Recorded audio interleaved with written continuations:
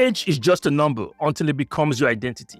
We have turned birthdays into borders, and now every generation acts like its own country with a flag, an anthem, and a list of enemies. Check this out though. Boomers think millennials ruined society. Millennials think boomers hoarded it. Gen X is in the corner saying, don't drag me into this. And Gen Z, they are just live streaming the chaos for content. It's not the conversation anymore. It's a group chat where no one ever leaves, everyone's typing, and nobody's learning. Because every generation claims to be the last real one. The greatest generation fought wars. The silent generation built quietly. Boomers built loudly and bought louder. Gen X perfected cynicism. Millennials gentrified therapy. And Gen Z commercialized trauma with a ring light.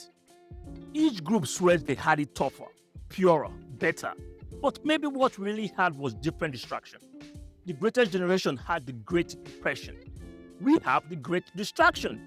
Infinite scrolling, infinite comparison, infinite opinions. And somehow, none of it adds up to wisdom. Check it out. Boomers say, we worked hard for everything we have.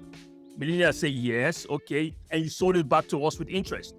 Gen Z says, who's buying houses anyway? And the rest of us just nod, wondering why the cost of peace went up while the value of patience went down. Irony, every generation thinks they are rebelling against the last one, when really they are repeating it with better technology and worse attention spans. The greatest generation had radio. Gen Z has the algorithm and failed to broadcast messages that told people who they were supposed to be. Here's the truth though. There's no generational wisdom without generational memory. But memory is inconvenient and wisdom doesn't trend. We have replaced experience with opinion, mentorship with mockery. Older people call younger ones soft. Younger people call older ones out of touch. Both are right, but neither is listening. It's the same argument, just different slang. Boomer said, kids these days don't respect hard work. Gen Z says, okay, Boomer, both sides tap in caps. Neither side has a point. Every generation inherits the world, breaks it differently, and blames the next one for not fixing it faster.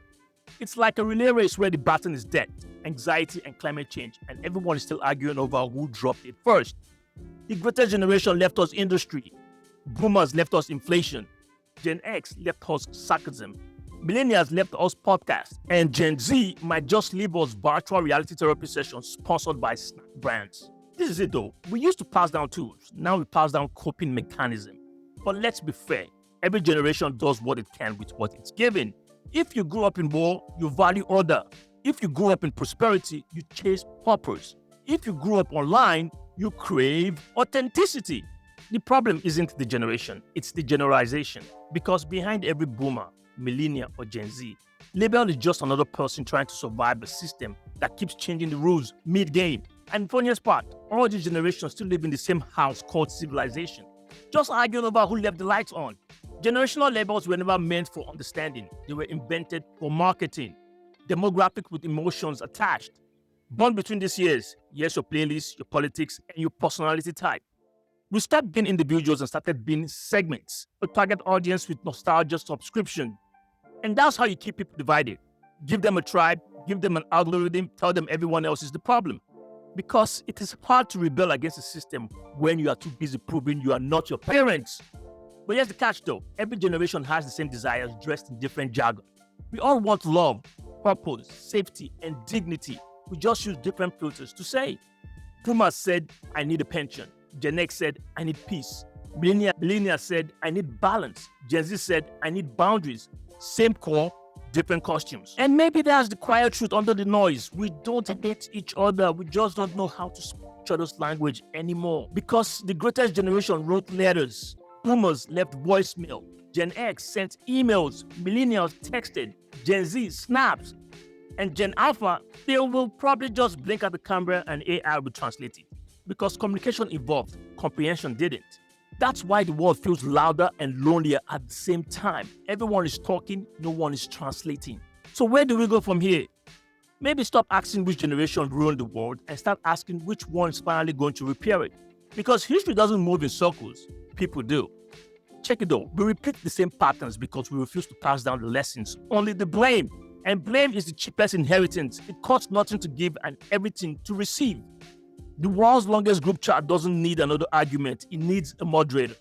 Someone who says, let's stop typing and start fixing. Because no matter your generation, you still have to pay the same rent, breathe the same air, and raise kids in the same chaos.